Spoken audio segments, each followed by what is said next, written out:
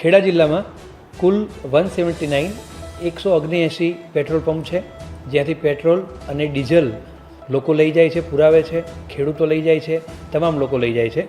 અત્યારે હાલ જે અફવાઓ ફેલાઈ રહી છે એના કારણે પેટ્રોલ ડીઝલના સ્ટોક વિશે લોકો પેનિક થઈ રહ્યા છે. એવું પેનિક થવાની કોઈ જરૂર નથી. હાલની પરિસ્થિતિમાં ઓઇલ કંપનીઓને સરકારશ્રી દ્વારા કડક સૂચના આપવામાં આવેલી છે કે કોઈ જગ્યાએ પેટ્રોલ ડીઝલનો જથ્થો સાવ ખૂટી ના જાય કે સાવ બંધ ના થઈ જાય.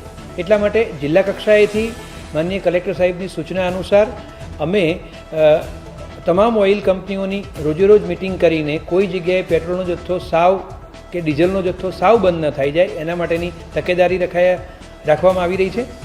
લોકોને અમે સૂચિત કરીએ છીએ કે આમાં કોઈ પેનિક કરવાની જરૂર નથી. પેટ્રોલ ડીઝલ બંધ થઈ ગયું, પેટ્રોલ પંપો બંધ થઈ ગયા એવું કાંઈ થવાનું નથી અને દરેક પેટ્રોલ પંપને તેનો જથ્થો સમયસર મળી રહે એના માટેના પ્રયત્ન જિલ્લા કક્ષાએથી તથા રાજ્ય કક્ષાએથી કરવામાં આવી રહ્યા છે.